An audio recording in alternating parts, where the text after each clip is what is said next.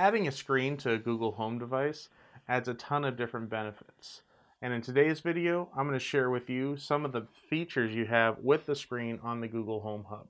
But first, I do want to say hi. My name is Carl, everybody's favorite ginger, and welcome to The Real Ginger Tech. Here, I like to do tips, tricks, and reviews on just about anything tech I can get my hands on. If this is your first time here, be sure to hit that subscribe button so you can be notified of every time I release a new video like one of these. So let's get started.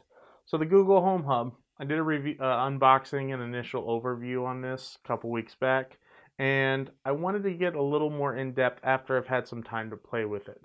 So there's a ton of options on here you have on top of all the voice commands.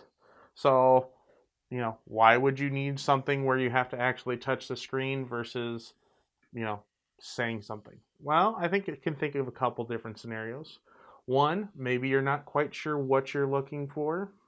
Two, unlike the Amazon devices, this doesn't have a quiet mode, and yes, you can adjust the volume, but, that initial notification of when you activate it may be too loud if other people are sleeping.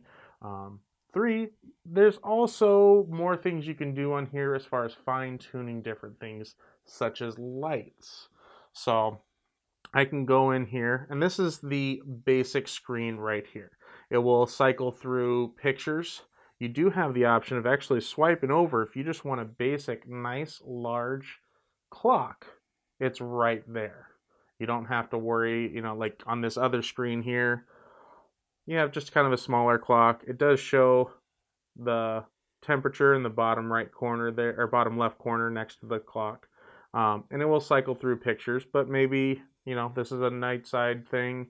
You want just that showing. And it does have, a nightstand. It does have a light sensor so that if you did turn off all the lights, that's going to dim for you. Not a bad idea, especially if you're using this as an alarm clock. And once again, all these are just gestures you can do. So I'm just swiping all the way from right to left, and it's going to move to the next screen here. Left to right moves back a screen. If you drag down, you have the options to see some of your other features: lights, media, broadcast, thermostats. Drag up, and then you have settings for the device itself. So for example, there's brightness here. We can adjust the brightness up, adjust it down, kind of get it right where you want it. And it even has a number there, so you can have a setting the way you like it. Drag that down, it's gone.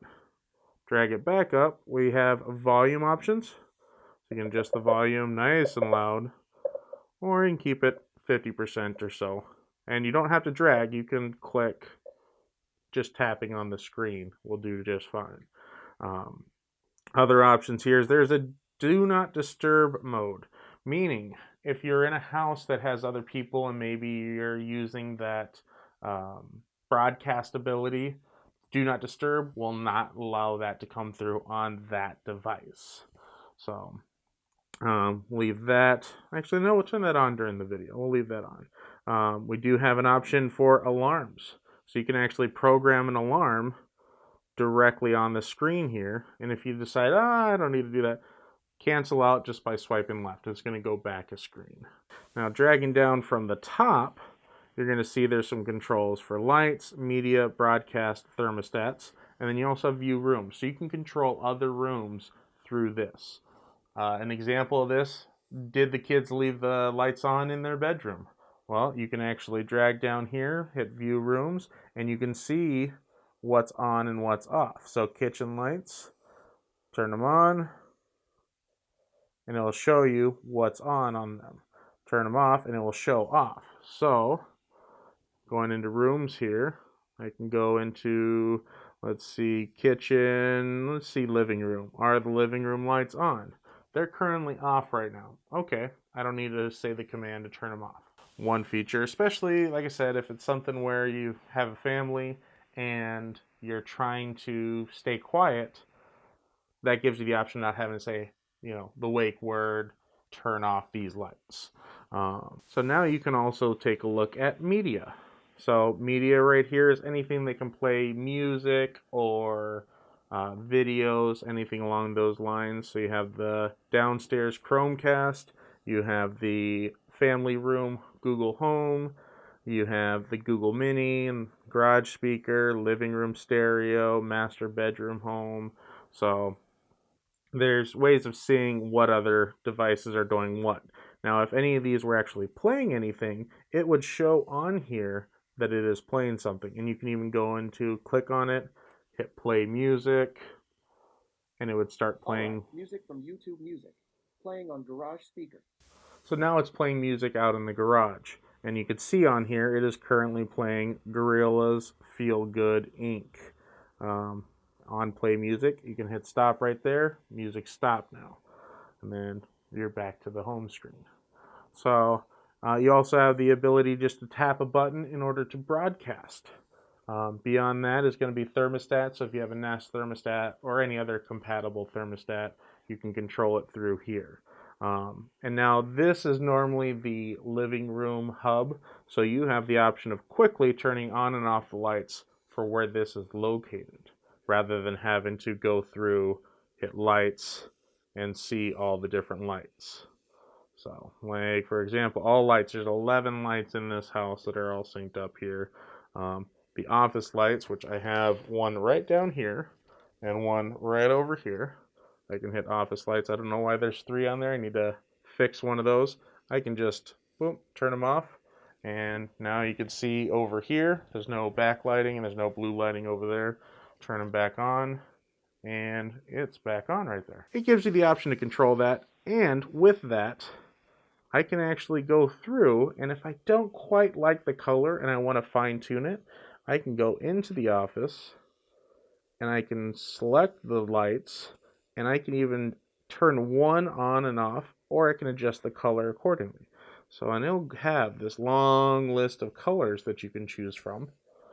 And so you can fine tune exactly which one that you want. So, and then of course you could adjust the brightness. Right now it's at 58%. I can bring it all the way down, and then next to nothing back here now. I don't know if you can quite see that. And then we'll turn them all the way up. Now they're a little bit brighter. You could definitely tell there's more this side and a little more over here. And I can even go through and change, what variation of blue I want on these. Now, right now I have one set to blue, one set to warm, and so I'm not going to mess with that too much, but I can specify between all these different colors rather than just saying, hey, turn that blue. I can pick what kind of blue I want on those. And if you haven't muted your devices yet, be sure to do that now, because I am going to start including some voice commands here. So all I have to do is say, hey Google, find The Real Ginger Tech on YouTube. Here you go. So now I can actually scroll through here. Maybe there's a specific video of mine that you want to watch. Maybe you want to, who is this? Who is the real hero? Rom versus, that's Tamil Tech Ginger. That's not me. I'm not Tamil. I'm Carl. But now you can actually scroll through and you have all these different videos that you can select specifically. There are a couple other features if you swipe right over here. See if I can't get that to go. Why is that not where? There we go. If you go too far off screen, it doesn't quite capture that. But you actually have the ability just to see what top stories are for you, YouTube Music based on your listening preferences, Pandora Music, once again, based off of your listening preferences, or radio stations that you've already made. Then you can actually go through YouTube here and select different videos that they're recommending. And then you have options for your morning. Some of the things that you may want to do. Make a video call. This doesn't have a camera yet, so I wonder what they're thinking there. Maybe Generation 2 is going to have a camera. We'll see how that goes. Play YouTube Music. And then you also have the option to explore for more things. So go through here, check the news, check a dictionary. You know, maybe you have one word a day calendar. It just gives you the word, not the definition or something. Who knows? Manage your calendar, manage reminders, play audiobook. So those are all different things that you can kind of play around with to see what else you can do. So we'll drag back here and let's go ahead and do, hey Google, find me a recipe for pumpkin pie. Okay, here are some recipes. So there's recipes here that you can go through. If you're into baking or cooking, you can add these recipes to a cookbook. Well, that one looks good. Well, we don't know if it looks good. It's got 6 reviews, 4 point fraction of a star. You can start cooking it, or you can add to your cookbook. If maybe you cooked it and you liked it, now you're wanting to add it to your cookbook. Boom. Recipe saved. It's been added to your cookbook. Now you can also modify the pictures on the screen there. I'm not going to bother with that because, well, I'm not very photogenic in case you can't tell. But, you know, so there's a ton of more features that I think will be coming with the ability to add the touchscreen, or with having that touchscreen, that I could see Google adding onto. Especially, and I really find that curious that earlier it says make a video call.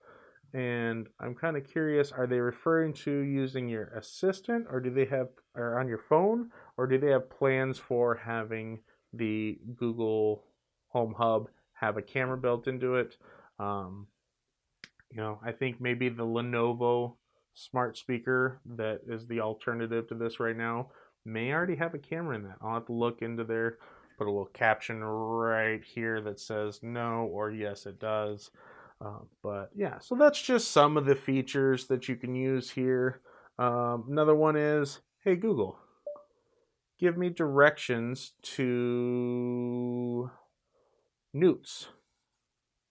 Newt's is a burger joint around here. The best way to get to Newt's North by car is via Vandal Road Northwest and East Frontage Road, and will take about 3 minutes. Maybe you're not necessarily familiar with where you're living, but now you have a visual aid to see on the map here that I can just, you know, go down here, hang a left, hang a right, hang another left, follow that down, go through that, go across 55th Street, and I'm at Newt's. So, you know, that's another nice feature. Let's see. Let's do, show me, hey Google, show me pictures of Neil Patrick Harris. Showing pictures that match. Oh, I'm a huge Neil Patrick Harris fan. So, yeah, so you can actually go through and scroll pictures. Hey Google, show me pictures of tuxedos. Check out these pictures. Maybe, you know, you need a tuxedo. Go looking like James Bond somewhere. Wedding, you know, maybe if you're still in high school, you need a tuxedo for the prom. You know, it's not a, you know, you can actually kind of shop through here. And this one, you know, you even get these tags here that say it's product at Men's Warehouse. So depending on if you're looking or buy, or looking to rent or buy, you have different options here, and you can kind of get different style ideas of maybe what you want to look like. So I think that's a good place to wrap it up here. Let me know what you think. Do you like having the option of screen on your Google Assistant? Maybe you won't use it, or you just don't care for it. Or maybe you agree with me and you think that having that screen really adds a lot of versatility there. I'd like to know. Write it down in the comments. Hit me up over on Twitter at TheRealGingerTech. Like this video if you did, if you liked it. Dislike it if you didn't. Be sure to hit the subscribe button either way. Bell icon to be notified of when I release these videos. And I'll see you next time.